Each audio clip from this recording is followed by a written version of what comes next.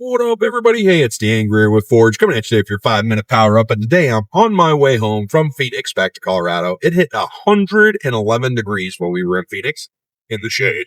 I'm just saying, like, it was freaking hot. Summer is happening down here right now. Anyways, took my second oldest son with me, Nathan, down there, the aspiring voice actor. You're going to see him in the movie someday. My wife and I have been talking a lot about this. When he hits his first big movie, we're going to rent out a movie theater and we're just going to do free attendance to it. And then he's just going to show up all automatically and be like, hey, and sign autographs, be all super famous in his hometown. It's going to be amazing. I can't wait for that day to happen. It's coming. Mark my words. It's coming. But anyways, I digress. I was thinking a little bit on this drive home and I was like, how often are we truly grateful and do we tell the Lord that we're grateful for what he does for us? And here's where I'm going with this, right? Like I give thanks pretty much every single night, right? And I give grace for what I already have. I give grace for a healthy body. I give grace for knowledge. I give gratefulness for my wife, for having a beautiful wife that loves me, that supports me, for having businesses that are growing and thriving, for having friends in my life that are supportive, that want to see growth as well, for other business people that want to take my advice and listen to me, for God putting people in our lives that want to grow and want to get to that next level. And for all of that, right? Like, and I'm grateful for that to him. But am I grateful for everything? Am I grateful when he gives me a new idea? Like, do I give him credit for that idea? Do I say, thanks, God, for this idea? Do I say thanks for putting Forge live in my heart? Do I say thanks for helping me write Great Grease and Grace? Do I say thank you every time somebody buys a book? Do I say thank you for every single ticket that gets sold to a Train the Trainer class? Do I say thank you for everything? And the answer to that is no, I forget to, right?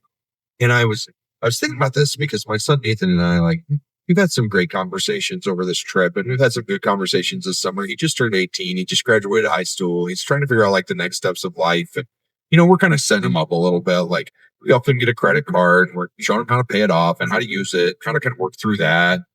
We worked through an auto loan with him. So we put him on it. That way he can see what it looks like and how to make payments. And went in the other day, I got license plates for his car. So he would know how to do that in the future. And I've been taking him to some of these business events and we've been working through what the next steps are for him. So how he gets to where he wants to go and be that dude in that movie theater someday, like an animated video or whatever he's truly after, right?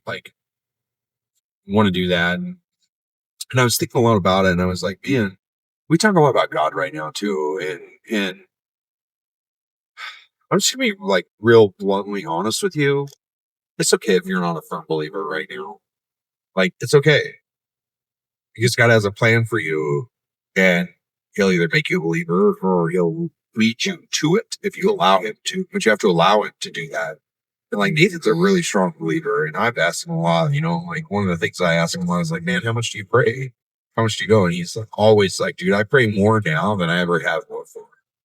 And and what do you pray for? And he goes, Dad, I'm just praying for me to continue to be grateful for what I have, because I'm so grateful to be 18, to be in this life, to be where I am right now, and to be able to chase my dream. And I'm grateful that you guys have actually encouraged us to chase our dreams and to go after them. And you don't make us feel like it's impossible. And you don't tell us to just go get a job.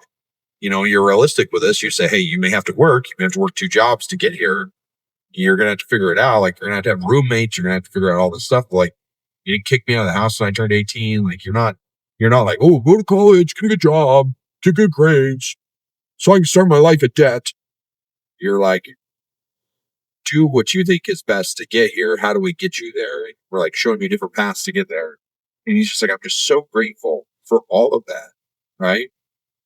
So it really made me think about it. Am I truly grateful when God gives me something? Am I grateful when he gives me an idea? And are you grateful when he gives you an idea? And I was thinking a lot about that because here's the thing. If you give to somebody else and they're not grateful for what you give them, my question to you is this: would you continue to give to them? That's an easy no, right? Easy no. Now reverse that. How much has God given you that you haven't given grace back to him for, that that you haven't given him credit for. You see what I'm saying? See where I'm going with this? Right? You wouldn't continue to give ideas to somebody that's not grateful for them. I was working with somebody one time. They owned a flight school, and they were not grateful at all for what the advice I was giving them on marketing. Like, they didn't give a damn. They didn't care. They didn't take any of it. They're just like, shut up. You're too green in it. You don't know what you're doing. The dude never grew his business. Matter of fact, he flunked out, had to close down, had to sell it because he couldn't keep it open. But he was never grateful for anything that's going on. And like, I was stoked. Like, I could see where he was going. Like, I could see the potential. And he's like, nope, I'm not going to listen to you. You're too good. You're too new in business. You have no idea what's going on. You have no clue. And like, I just stopped giving it to him. I stopped trying. I actually stopped giving him my business. I stopped using it for flight school too, because I was like, done. See what I'm saying? Do you do that to God? That's my question to you. All right, guys, that was a little over 5 minutes, but I hope you enjoyed this, and I hope that you're out there getting a lot done, taking life by the horns. Talk to you later.